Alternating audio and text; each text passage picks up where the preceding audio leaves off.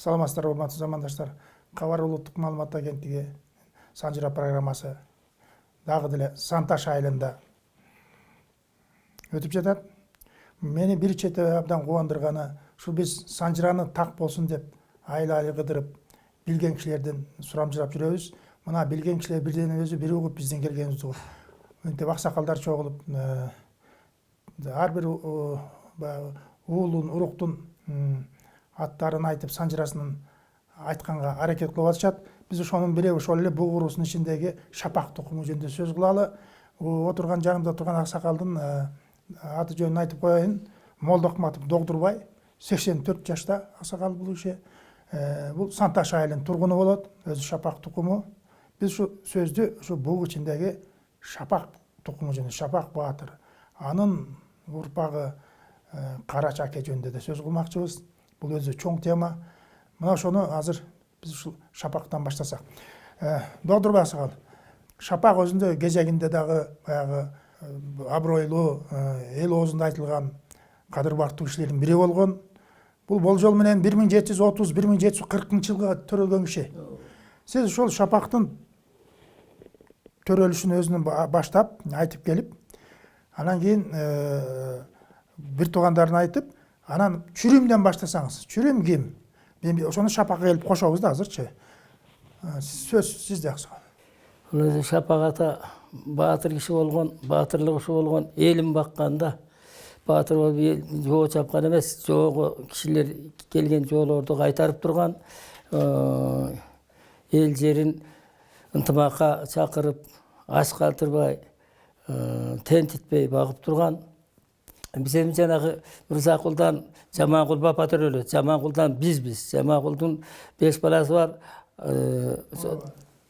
Төрө Оскор, Итбак, Белек, Бооке, Төрө Оскор, Кыдык, Бооке, Итбак, анан Белек болуп 5 бала бар. Биз Белектен тарайбыз. Белектин 11 баласы бар. 11 баласынын андашынан эле баштасаңыз. Эң кичүүсү Белектин эң кичүүсү Алдаш. Алдаштан 6 бала төрөлөт. Эң улуусу Шапак, Мирназар, Меңмурат, Кудайменде, Тазабек, анан Түкөктөр өлөт. Биз ошонун кимдин Шапагынан тарайбыз да.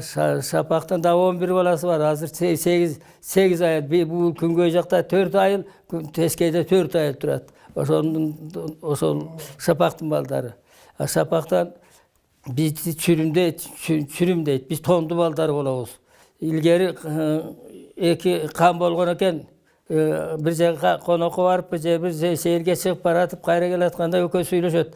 Экөөнүн аялы тең боюнда болгон экен. Эгер эркек төрөлсө, экөөнү дос кылалы. Жок, сен 2 кыз, бирөөбүз кыз, бирөө эркек болсо, экөөбүз куда бололу деп. Ошондон Тургот калмагынан Чүрүм төрөлөт, Бурган суунун калмагынан Бүрүмөнө төрөлөт. Анан ошентип жүрүп, илгери калмактар укумунан тукумуна чейин кандыкты берген эмес. Ошол Тургот калмагынан 3 бала төрөлөт. Чүрүм, Боркок, Табынтай.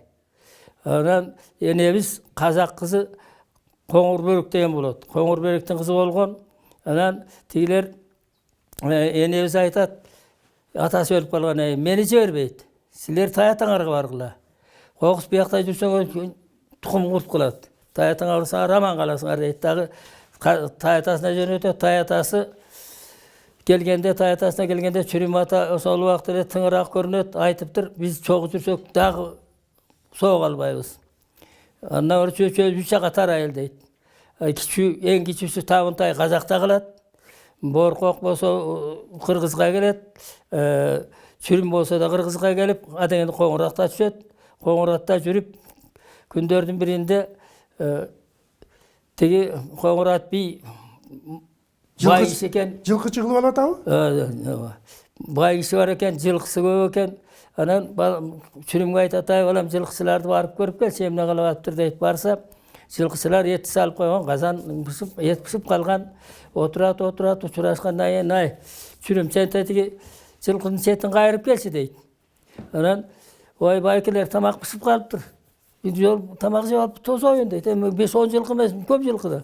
Анан атаң ыркара биз менен табакташып болгусу келет дейт да, бирөө тура калып чабам дегенде Чүрүм ата андан мурун чаба башка тартып жерде анын чалкасынан кетет. Себеби тенагы казанга түкүрүп ийет. Çok jeydi. Ana tiyini açıp sigaret de tiyin tiyini janky tura kalgandı tartıp eginde çalkasından ketet. Oşo menen жылкычылардын бирөө çapkan бойдон коңуратып ийге барат. Анан кечинде келгенде отуруп сурап турбай, балам эмне болуп сатак болуп кетти. Анан айтат, ушундай деди. Анан тамак пишип калыптыр, чогуу жесем, кара күн биз менен тамакташ болгусу келди дегенине мен казанга түкүрүп ийдим. Түкүрүп ийсем тиги келип мени чабам дегенде андан мурун мен чабып ийдим. Ошондой болду ата дейт. Анан айттым, бул киши өзү момун киши болгон оората бий. Койкун бул ушун жайында мындан эметпесем, кутулбасам эртең күнү кокус бирдеме болсо күнөөлүү кылат мени дейт дагы. Бир ал убакта жыйын болчу экен. Жыйында ар кандай маселелердин баарын аксакалдар чеччү экен. Анан ошол жерге келет, тиги Чүрүмдүн минип жүргөн аты минип келет, бир Сартор аты бар экен. Анан минип келгенде коңурат ата бийден сурайт, ой, мындай атың жолу кайда болду? Анан ушундай кала келди эле ошонун аты дейт. Анан эмне сурооң бар дегенде, ошо кала шок бала көрүнөт.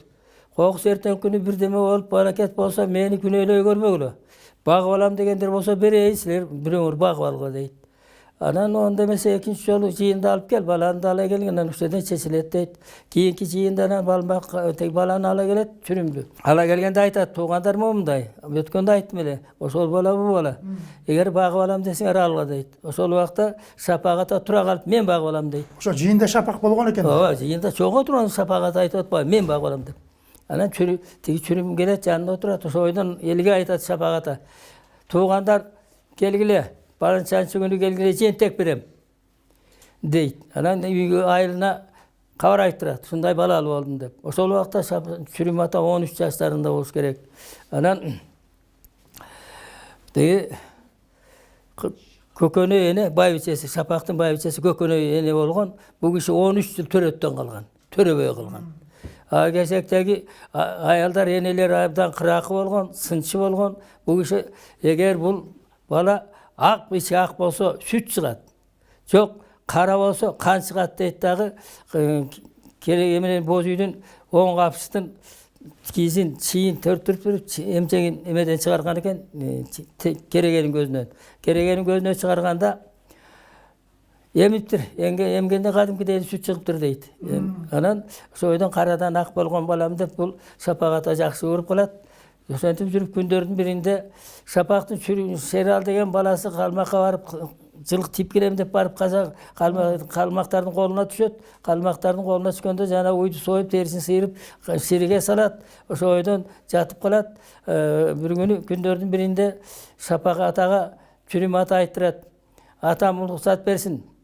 Мен барып абам чыгарып келем дейт. Элин сагынбас, эр болбойт, жерин сагынбас, мал болбойт деген турбайбы? Бул көңүлү айнып калган турбайбы? Өлгөндөн өлү ажырап, тирүүсүнө тирүү ажырабайм, барбайлы койсун дейт. Экинчи жолу айтырат, дагы ошентет. Үчүнчү жолу айтат, атам уруксат берсе да барам, батасын берсе да барам, бербесе да барам дейт. Анан эми болуптур, барса барсын, жолу сыдыр болсун деп батасын берет. Ошондон аттанып баратса, жолдо жылкычыларга кезигет. Бул ким жылкысы? Баланчанын жылкысы. Байдын жылкысы. Өздөрү кайда? Тиякта той болуп атат дейт. Анан барса той болуп аткан. Ошол убакта бул киши жанагы койдун ичегиси мөөн деген болот. Жоон ичеги деп коет. Ошол мөөндү тузга салып, ушалап, эметип алган, бу жерине байлап алган.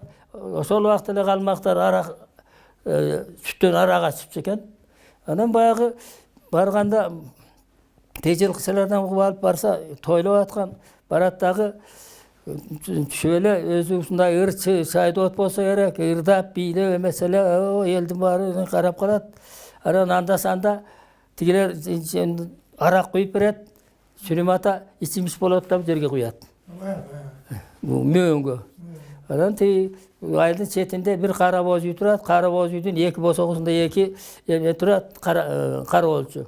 Шерал ата ошол жерде экен, Шерал дейт дагы. Бул киши чукпайт. Ошентип арактан куя берет. Ошол бир убакта бийлеп ырдап чордоп барат дагы тигилерге тиги арактан куюп берип коет, ичет, кайра келет, ошентип отуруп күн батканда барса тиги эки сакчы тырайып жыгылып калган. Чүрүм ата тиги ичке кирет дагы ширини тилип жиберип туруп шер алатын алып чыгат. Шер алатын алып келгенде шапагата той берет дагы мурун эле карадан ак болгон балам деп жүргөндө.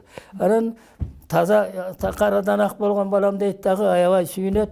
Күндөр өтөт, күндөрдүн биринде айтат: "Кыз тандасын, үйлөнсүн, кыз алып берем" дейт. Бир айтат унчукпайт, экинчи айтканда дагы унчукпайт. Үчүнчү жолу айтат: "Анда алып берем десе, тетиң Мең Муратта калмак кыз бар. Ошону алып берсин" дейт. Ой, болмок беле, Мең Мурат экөөбүз бир тууганбыз да. Бул бир, экинчи өзүнүн баласы болсо, бул жакшыраак алып берет эле, бирөөнүн күңүнө алып бер деген сөзгө калам дейт. Анда албайм дейт. Болбой аткандан алып берет. Алып бергенде эң мунусу Эсенбай төрөлөт. Карачатанын экинчиси Меңдибай төрөлөт. Төрөлгөндө Эсенбай төрөлгөндө энчисин ал дейт. Эл баш төрөлөк. Экинчи Меңдибай төрөлгөндө энчисин алдын дейт. Суунун баш ээси төрөлөк. Үчүнчү төрөлгөндө Өмүр ата төрөлөт. Анан өз сүйүнчүлөп барган экен. Ата сүйүнчү, жердин ээси, малдын ээси, суунун ээси туулду. Эми энчимди бер деп Өмүр ата төрөлгөндөн кийин энчисин алган. Өмүрдө ошол жанагы Өмүр Батыр да. Сиздин чоң атаңыз Төмөнбай качан төрөлөт? Эсенбайдан кийин Меңдибайдан Түгөлбай ата төрөлөт, Түгөлбайдан кийин Өмүр ата төрөлөт. Ошол Өмүр ата төрөлгөндө алган энчисин. Ага чейин алган эмес.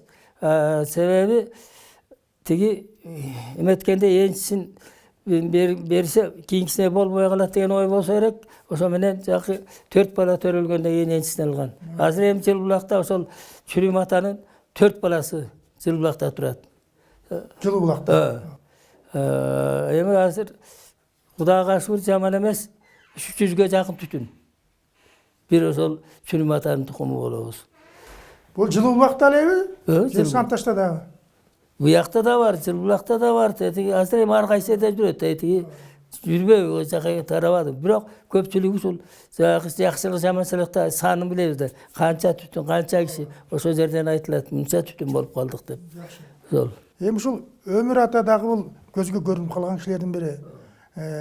Өмүр атада да кыскача айтып коюңуз. Өмүр ата калмактарга тияк бияктан келген жоолорго туруштук берип элин сактап калган. Эл четинде, жөө бетинде жүргөн жигит экен да. Эл четинде, жөө бетинде дейт, ошентип элди сактап калган Өмүр ата.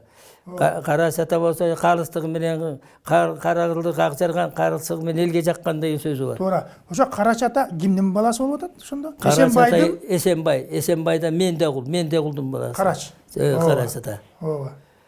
Бул Карачата кийин Аке атага конду да. 6 акенин бирөө да. Ооба. Карагылды какжарган, калыстыгы менен элге жаккан деген сөзү бар Карачатанын. Ошондой Өмүр ата болсо жанагындай элин сактап калган, жоого тийгизген эмес, чаптырган эмес.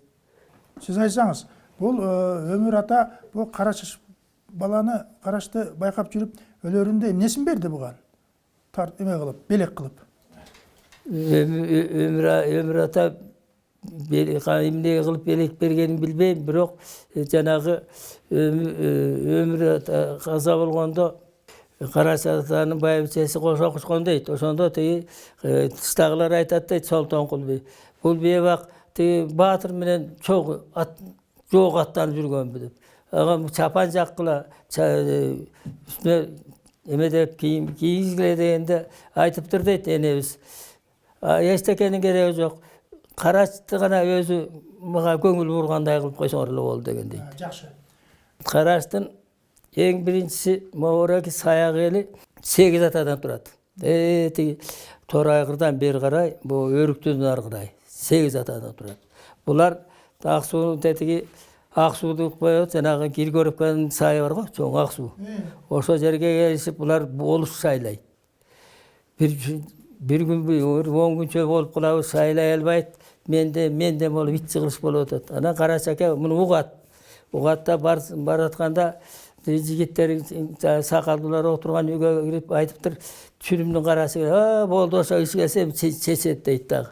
Анан кирип отурат, саламдашып отургандан кийин ай туугандар бул эмне кылганыңар? Эки жакка кабар бербей эле өзүңөр силер тойлоп бир казанда кайнап атасыңар десе, ай Карачеке, кайдагы той? Оңундон ашып калды, болушса эле атабыз десе. Мен катын усакко десем чын болгон турбайбы?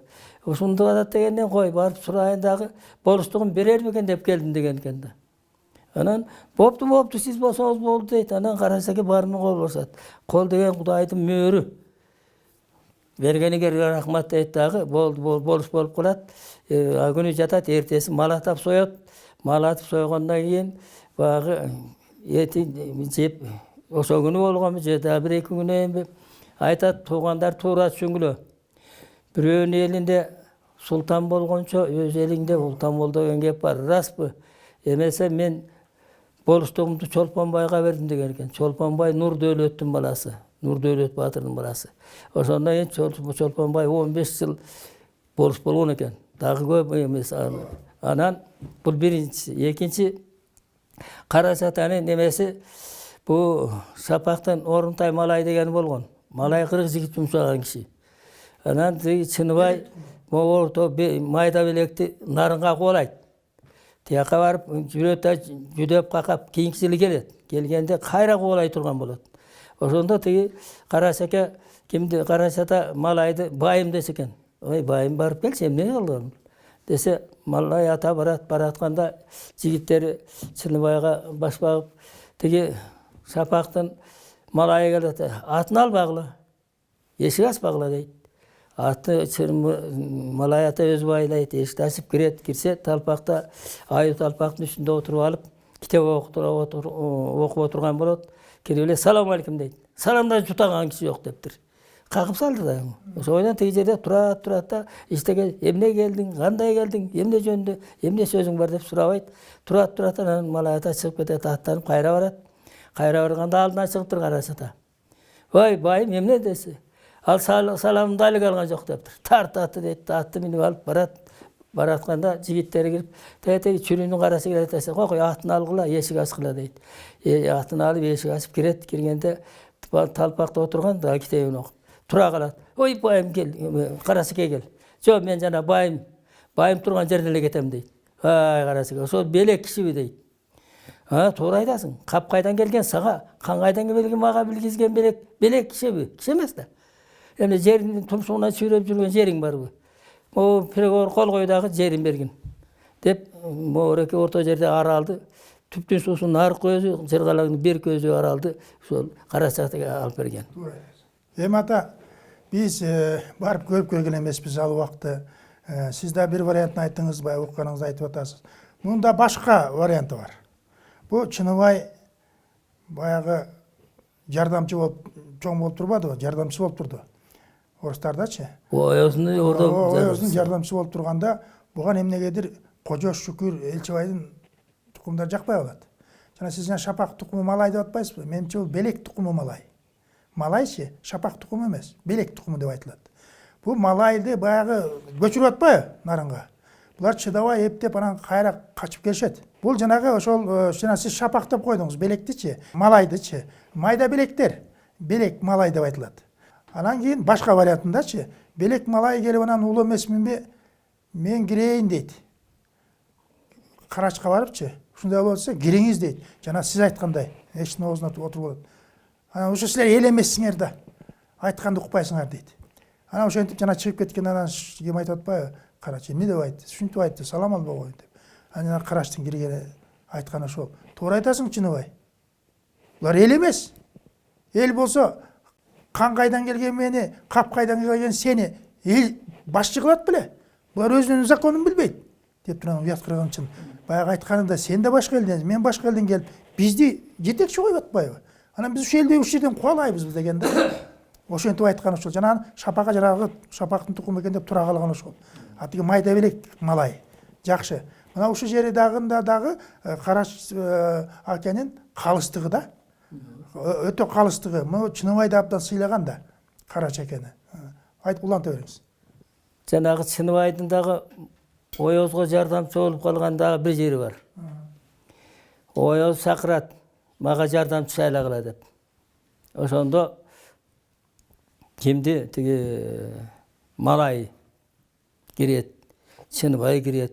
Чыныбай орусча окуган, Малай ата орусчаны билбейт. Анан сүйлөшөт. Bir kişi gana jardamчы болуш керек. Мага 2 кишинин жардамчысы керек жок. Эшикке чыккыла да эшикте сурагыла дейт. Ошол убакта неме тиги улуураак да Малай эшикке биринчи чыгат. Кетип баратканда анан Чыныбай айтат: "Алдай, ай, ушул качан болсо сизден жазганып жүрүп, такыр эле болбой калдым. Мен кепсимди унутуп калыптырмын, кепсимди кийип чыгам" дейт да кайра кирип, тиги Оязга айтат: "Мени шайлады" дейт. Анан ошо менен тагы Чыныбай Оязга жардамчы болуп калат. Анан эшикке чыгат да Ояз айтат: "Мына шайладыңар, Тилекматтын уулу ким Чыныбай мага жардамчы болду" дейт. Ошентип жардамчы болуп калат. Бул түбүндө эле чийки жери бар болчу булардын. Анан айласынан анан жанагы өмөтүп калгандан кийин анан кубалап атпайбы? Бул Карашбейдин баласы Жамгырчыбы? Ооба. Бул жолу бул элдер Жамгырчыны шайлайбыз дегенде Караш каршы болуп койду го. Ооба. Ошону айтсаңыз. Эмне үчүн каршы? Себеби жанагы эмеге болуштукка ал убакта бай колунда бар сени тирүүрөөктөрү шайлай берген да. Анан Караш атаны сыйлап, ошо Жамгырчыны шайлайбыз дегенде Караш айткан: "Жок, болбойт. Башкаңар шайлагыла. Бул болбойт" деп каршы болуп койгон. Азыр жөн эле шайлап коет да. Сенин аркаң менен деп. Андай болгон эмес. Жамгырчы болуштукка болбойт. Башкаңар да келсеңер, мен кааласам, бул кишини шайлап алгыла деп атын айтат. Анан ошондо шайлап алышат да. Мына болсо Караш акенин баягы калыстыгы болду да. Бекерден айтылган эмес да. Кара кылды кагзарган калыстыгы менен элге жаккан деген. Ойлобой туруп сөз тапкан деген жери бар да. Эми бизде жана чүрүмдүн эме чүрүмүш бир тууган деп атпайбызбы? Бирөөсү буяка келип бул жерде турат. Бирөө Боркок Ак Талаада турат. Ак Талаада илгери Базарбаев деген агартуу министри болгон, ошо киши таза Боркок тукуму. Боркоктун тукуму. Ооба. Анан Казакта тай атасынан калган Табынтай тукуму каңлык таза жок, ким билет, Ченекен калып экенин. Богореки Курдайы районунда тети Меркини көтөгө кетип баратканда Бел Баспак деген айыл бар. Могу Сарыкөлдүн чоң айылдар да, тети эмелер окшогон. Ошол айылды Табынтай айылы дейт экен. Ал Казакка кетпеди беле? Iya. Казакка кетпеди беле Табынтай? Табынтай тай атасында калган да. Ал ошо Табынтай. Кийинчерээк Боркоктор келген бияка. Келиптир кайсы убакта келгенин. Бирок баягы абысын аңдышкан жок да. Абысындар айтышат, шода келгендер кайра кетип калган. Ошондон 2 түтөн калган биякта бар азыр. Жагы чоктон Абдыкалык Эгембердиев деген ошол Боркоктон. Табынтайдан катышабы катышпайбы билбейм, аны уккан эмесмин. Жакшы. Сиз айтсаңыз, бул Боркок деген менимче билген саякка барып, саяк Боркокту да баягы Адыл Баатыр Ак мөөр деген эмеспи? Ошол убакта жанагы Боркокторду тиякта туруп калды Ак Талаада. Ошол убакта жанагы Адыл төрөлүп тайметкенден кийин үйлөнүп жайлангандан кийин Адылдан Ак мөөр төрөлөт. Ак мөөрдү жанагы Болот деген жылкысы менен үйлөнөм деп жүргөн учурда Жантай кыдырып жүрүп, Жантай ошол жерден көрүп калат дагы баякени кыдыртып кыз таңдатат. Анан кыз таңдаганда Ак мөөрдү көрмөткөндө ошондо Ак мөөрдү ала турган болот. Ал күнү ушулуп той болуп антип дагы анан кете турган күнү айтат: "Эми мындай болду. Адыл, чайын ичтик, тойлодук. Эми бул мөөрдүн калыңын айт. Эмне кылыш керек" дейт. Анда ошондо Адыл айтат: "Жок.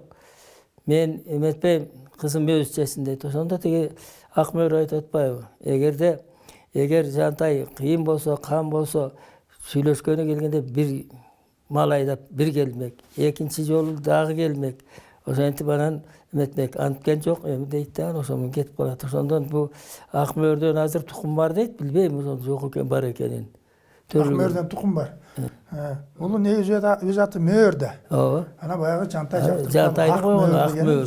Өзүнүн аты Мөөр. Демек бул негизи барып эле чүрүмдүн бир тууганы Боркоктон чыгат турбайбы? Боркоктон Адылдан анан Ак мөөр. ооба. Ол Акмөр бул Жантайдын. Ана Жантай алып Жантайга кеткен. турмушка анын кыздары бар. Моң айтпас деген баласы бар эле. Билбейт Бар. экен анысын уккан эмесин. Ошол Жантай алган мөөр, Акмөр. Ошол Боркоктун тукуму турбайбы анда. Боркоктун жери. Ушул жерде канча түтүнсүңөр тиги Шапак тукуму деп коелу жалпы жолунан. Урпактары, балдары канча түтүн бу жерде? Бул Санташтабы? Санташтабы, Жылыбулактабы?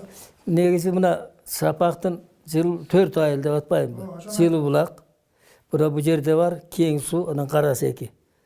Токтоянын баш жагы 4 айыл. Тиякта болсо Орлиная, Отрадная, жайылмалык Шапак. Азыр раздолундечи азыр Качбек айылы болуп калды. Ошо 4 айыл. Тиякта 4 айыл, биякта 4 айыл. 8 айыл Шапактын тукуму бар. Карым катнашыңар баягыдай эле? Ооба, мурункудай Жакшы. эле. Өмүр Баатырдын эстелигин тургузган турбайсыңар өзү? Ооба. Качан тургуздуңар? Мындан 7-8 жыл болуп калды го. Өмүр атанын эстелиги менен Кара Шакенин эстелигин Жылбулакка четине чыга бергенде тургуздук. Шапак атанын эстелигинен кийин тургуздук экөөнүкүн. Алла ыраазы болсун, ким билет, туура болот, туура болбойт дейт. Эми айласы жок эл койгондон кийин баары туура келет да. Эл болгондон кийин элдики туура болуш керек да. Уккан кулакта жазык жок. Мунун баары баягы жазма болгон, кыргызда жазма болбогондон кийин бирөө бирди айтат, бирөө бирди айтат. Ар ким биз укканыбызды айтып атабыз. Улам өткөндөрдөн айтып атабыз. Бизден уккандар кийинкилерге айтат. Эми бул келгениңерге чоң рахмат. Ошолордун арбагы ыраазы болсун. Ошентип эл үчүн кызматыңарды кыла бергиле. Жолуңар сыдыр болсун, жолдошуңар кыдыр болсун. Дайыма жакшылыкта жүрө бергиле. Бул элди биримдикке чакырып атасыңар, бул чоң нерсе да. Эми доктур Баксакал, мына Санжыра десе баягы угуп көргөн эмес, элдин өзү менен баягы сүйлөшүп, белгилүү билип жүргөн, чогулуп жүргөн кишилер менен баарлашалы деп кыдырып жүрөбүз да. Бунун максаты ошол булуулардан сөз калсын. Жаштар шуну билип калсын деген эмес. Биз мына бөлүп жарып аткан жерибиз жок. Мына канча элдин баары ушун көрүп ыраазы болуп, мына сиз окшоп кайра келишип, биз баланча тукумубуз деп айтып атпайбы? Биз ага каршы эмеспиз. Бизге чындык керек.